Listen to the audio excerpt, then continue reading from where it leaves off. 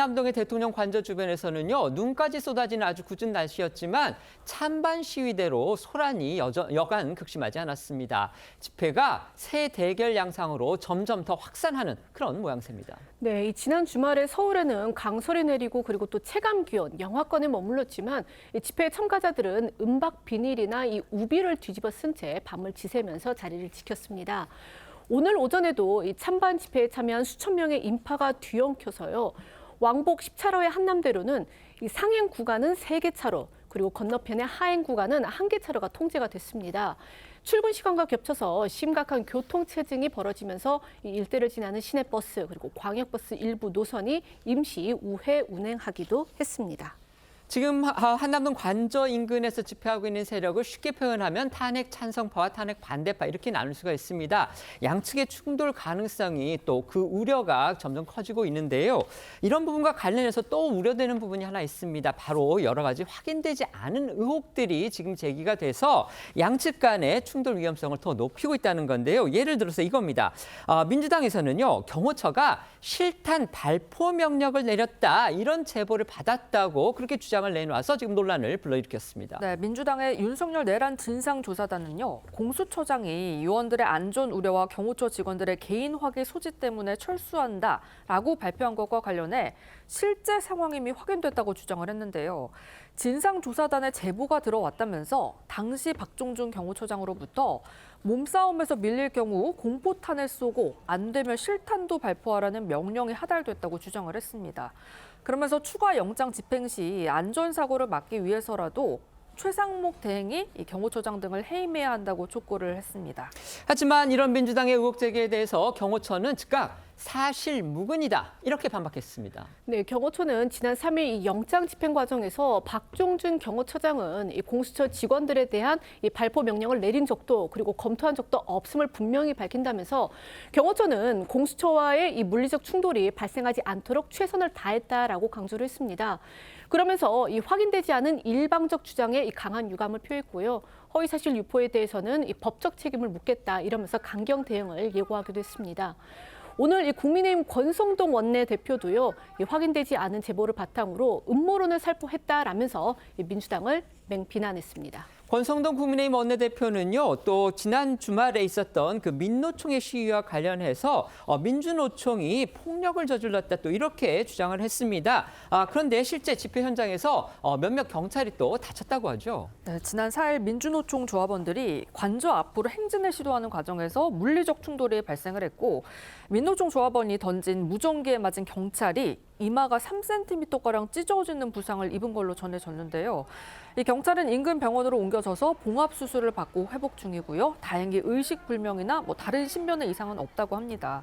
조선일보 보도에 따르면 무전기를 던진 민주노총 조합원은 이 체증된 영상 등을 토대로 경찰이 추적 중이라고 하고요. 집회에서 경찰과 대치하다 현행범으로 체포됐던 또 다른 조합원 2명은 어제 석방된 상태입니다.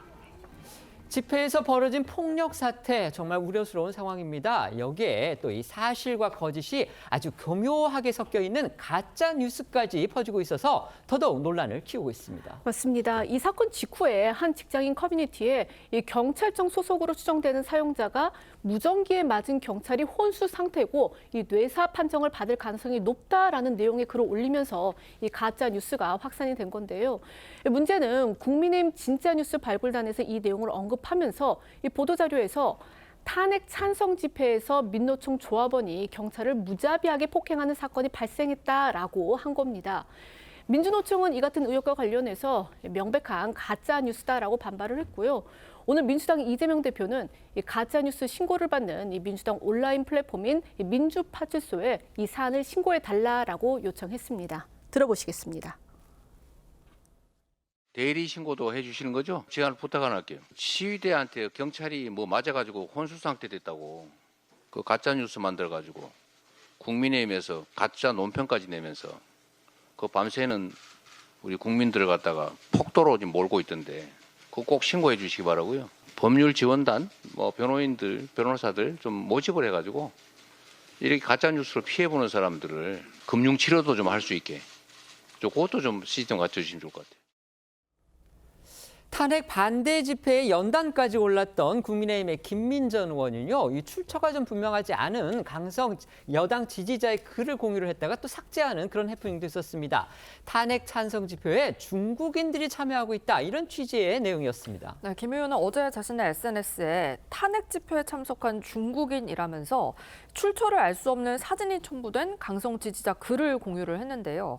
이 지지자는 찍힌 시점과 장소, 실제 국적 등 구체적인 사실관계는 확인되지 않았지만 다수의 중국인들이 대통령 탄핵 찬성 집회에 참여하고 있다는 취지로 주장을 하면서 이 중국 대학 학과 점퍼를 입은 사람을 찍은 사진을 올린 걸로 전해졌습니다. 김 의원은 해당 게시글을 공유하면서 별다른 견해는 남기지 않았지만 사진의 진위 여부를 알 수 없다는 논란이 일자 게시물을 삭제한 상태인데요. 앞서 김 의원은 지난 2일 서울 한남동 관저 앞에서 열린 윤 대통령 지지자 집회에서 연사로 나와서 같은 취지 주장을 한 바 있습니다. 들어보겠습니다. 가는 곳마다 중국인들이 탄핵 소추에 대한민국 서울 시내를 돌아다니지 않나. 이것이 바로 탄핵의 본질이다. 대통령님이 그들을 막아왔구나 하는 생각을 했습니다.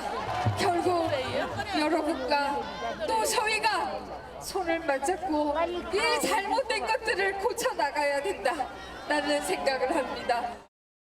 이 중국인들을 겨냥한 논란이 거세지자 이 주한 중국 대사관은요, 한국에 체류 중인 자국민에게 이 공지를 통해서 강제 추방될 수 있으니 정치 활동에 참여하지 말라, 이렇게 당부를 했습니다. 또 대사관은 이 최근 한국에서 여러 곳에서 시위 등 이 정치 집회가 번번이 벌어지고 있다면서 집회 인원이 밀집된 장소, 거리를 유지하고 또 공개적으로 정치적 견해를 발표하지 말라고도 강조했습니다.